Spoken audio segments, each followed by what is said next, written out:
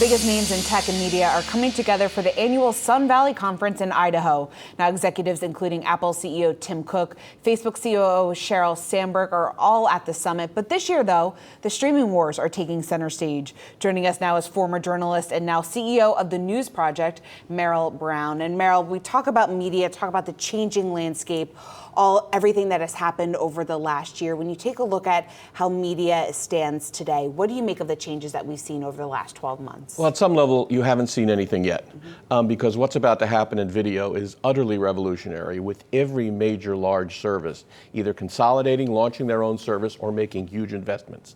Netflix is going to spend $19 billion this year on content. The others who are entering this race, Warner, AT&T, everybody wanting their own channel, they're going to be hard-pressed to keep up with that level of investment. That's likely to yield consolidation, but still, it's a revolutionary moment.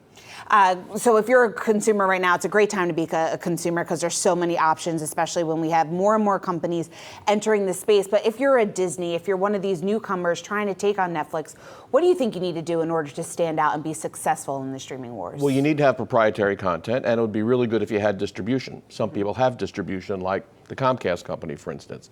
But you say it's going to be good for consumers. There are a lot of consumer advocates and others worried that everything is going to be utterly a la carte. So you have the Disney things you love, you have the NBC things you love, you have Warner product you love, and you're going to pay each of them an independent fee for those services. So we'll see how good this is for consumers economically, although from a content point of view, it's fabulous, as you and I, consumers of it, know. As it stands right now, who do you see having the leg up in this race between all the companies trying to capitalize on the streaming wars? Well, at some level, Netflix has won a big chunk of this. Netflix use is very sticky. People love Netflix. They've had it for a while. It has unlimited content. And I think the other one that you really can't discount in any way is Amazon, because of how deep their relationship is with their consumers and how much they know about us, how much data they have about us, and how much reach into our pocketbooks they have. You mentioned earlier that we could see some further consolidation in this space. Why do you think that? And is it just the fact that companies need to be able to scale in this type of environment? You have to own content at some level, and there are a number of companies that don't. Apple is a very good example of that. There are rumors often that Apple is about to buy a studio, a line further in a deep way with a network. That's probably likely, because if you're not a content owner, competing with an annual investment like Netflix of $19 billion, that's a lot of money. Speaking of consolidation, if you are looking at a couple of names that could consolidate here in the future, who do you think is on that list?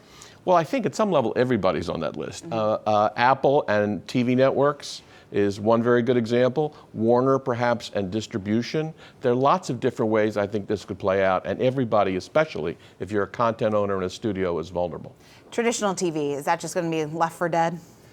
I'm not sure about that. Local news and news in general remains pretty strong. You know, there are 20-some million people who watch the news at 6:30 every day still. Local news remains a pretty dominant provider of that news in those markets, especially in a world where the Metropolitan Daily newspaper is collapsing. So those channels and the distribution rights that come with owning that piece of the airspace, it remains pretty valuable. TV is pretty strong. But even as consumers' habits change, you still think that's going to be the case? No, I mean, your children and my children are rarely going to sit down and watch the local action news at 5 o'clock. I think we can just about guarantee that. In the same way, they're not going to be consumers of the daily print newspaper either. All right, Merrill, thank you so much for stopping by. I really appreciate it. Pleasure, Sean.